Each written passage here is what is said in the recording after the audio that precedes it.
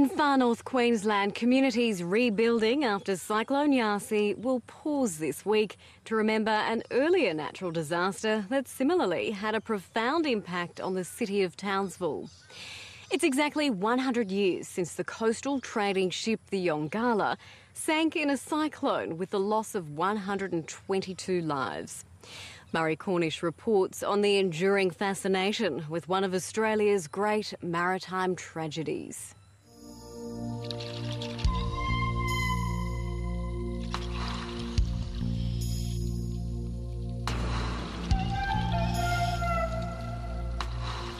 Shipping was the lifeblood of North Queensland. They were just people that were going about their normal, everyday lives. They didn't want to talk about it. They just wanted to sweep it under the carpet.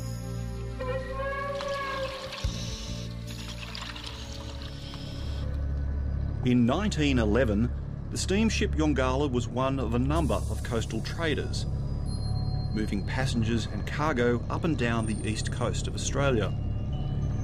On the 21st of March, she left Brisbane for North Queensland, having taken on passengers, a racehorse called Moonshine, and 2 bulls. Yongala anchored off Mackay early on the 23rd, picked up 2 more passengers, and set sail for Townsville just after 1:30. We know that the Townsville Bureau of Meteorology had called and alerted them that there might be a cyclonic system in the area. Unfortunately, at that time, there was no way to communicate from shore to ship, as they hadn't yet installed a Marconi wireless on board the vessel. The Yongala was last seen passing the Dent Island Lighthouse in the Whitsundays into worsening weather, then vanished. There were 122 people on board.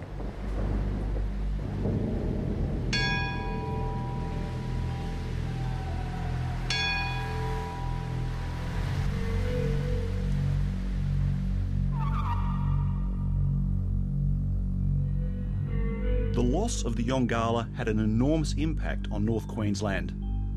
Searchers found debris, but no survivors. The remains of the racehorse Moonshine washed up on a nearby beach, but the ship's final resting place remained a mystery. 6 months later, the Marine Board of Queensland speculated the Yongala may have been lost around midnight in a cyclone, but reported to Parliament that the ever-hungry sea, with a painful tenacity, holds on to the dread secret of her fate. The case was closed.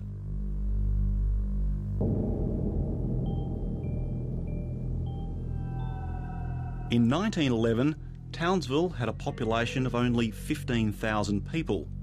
There were no roads or rail connecting it to other centres, so the disappearance of 122 people in a shipwreck was a loss keenly felt across the region. Townsville was, in around that time, was a real frontiery town. It was basically a town that was established for servicing the inland goldfields as well as the cattle industry inland from Townsville. So really the key to Townsville was its port. And so it was a town that you'd expect with a large port, so lots of pubs, a bit of a wild town, dirt roads. If you were trying to move from Townsville to any other centre and you wanted to move relatively easily and in comfort, you had to go by sea. You absolutely had to. Townsville amateur historian Karen Cumner is a distant relative of 2 people who perished on the Yongala and has spent years investigating the personal stories behind each and every one who was on board. These families suffered this loss with no body, and that's what's said on all their death certificates, body never recovered. That would have been a tragedy, hard enough to endure. But then we had World War I towards the end of that decade, and some of these families lost their sons overseas, one in Gallipoli and another one in Belgium, and I think there's probably more. So to have parents and siblings to go through a tragedy like that twice in a decade would be terrible.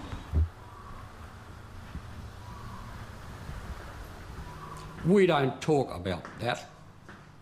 And they were the total words that my grandmother gave me, and never filled in any details since that day. But I can only guess that they just wanted to sweep it under the carpet, that they didn't want to talk about it.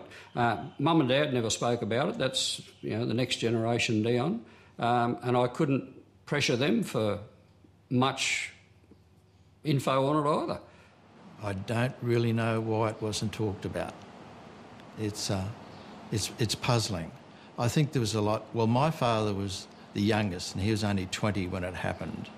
So I think that had a pretty severe impact on him. And to be quite truthful, he never talked much about it at all.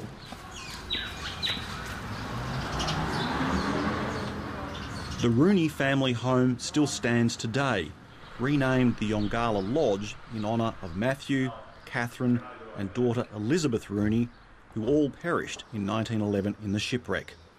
Well known in the North Queensland building trade at the time, there is still pride in the Rooney legacy.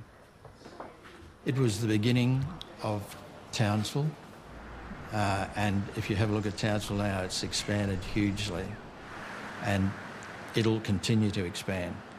But it was people like Matthew Rooney and people of his era who helped build Townsville to what it is today.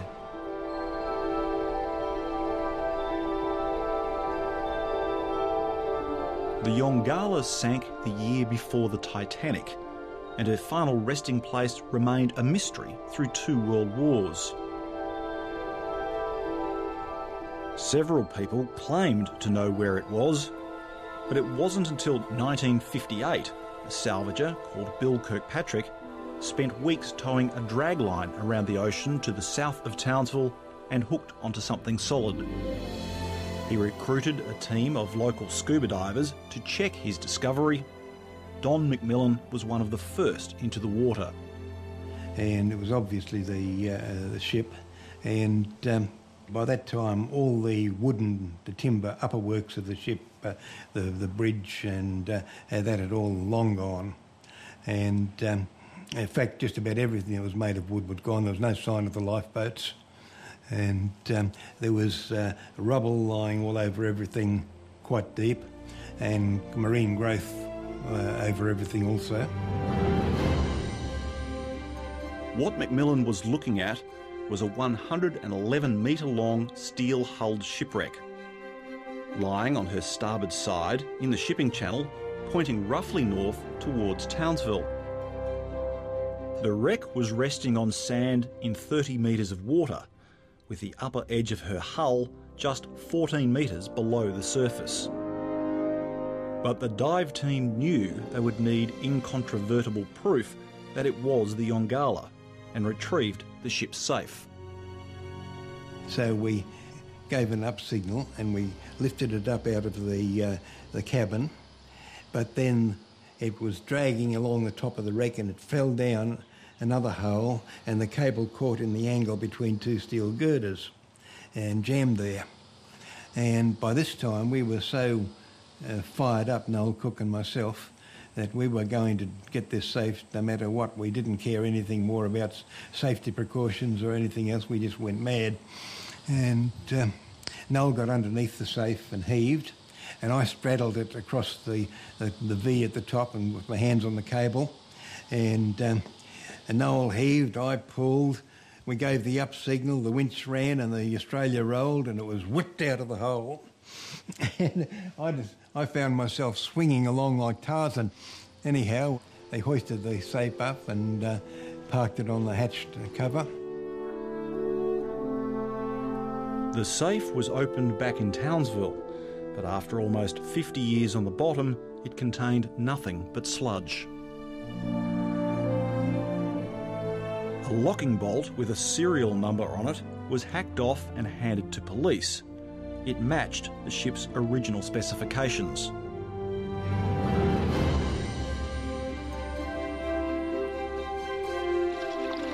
The Yongala had finally been found.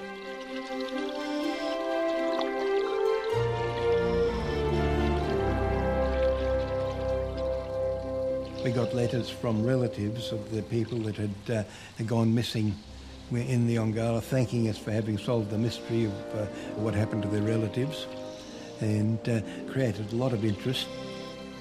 We were very close to the shipping lanes there. Passing ships used to lower their flags to half-mast in salute as they sailed past, and aircraft used to divert to fly overhead and give the passengers a look. But the discovery drew another form of attention. Salvagers raided the wreck for anything of value. A second safe, thought to be the ship's main safe, vanished. Somebody else got it. After we went, the unknown parties have raided the wreck. They took the screw and possibly other things too. The Museum of Tropical Queensland jealously protects a collection of artefacts, including portholes, a beautifully restored fob watch, and other reminders of life at the beginning of the 1900s. In 1997, a group of local scuba divers found a chronometer and a clock on the wreck, and the discovery proved to be a turning point.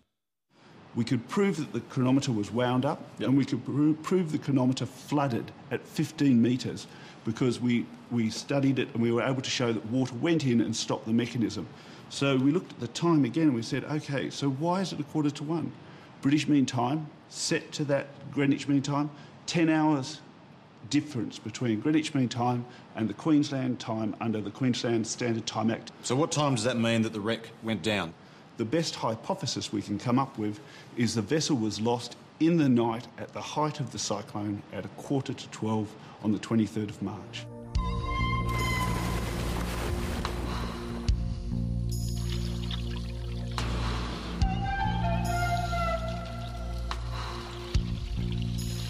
Yongala is now rated as one of the top 10 dive sites in the world, attracting almost 8,000 visitors a year.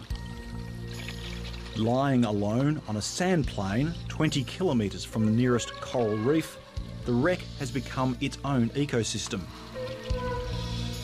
It's covered in coral growth and home to hundreds of species of fish, turtles and sharks.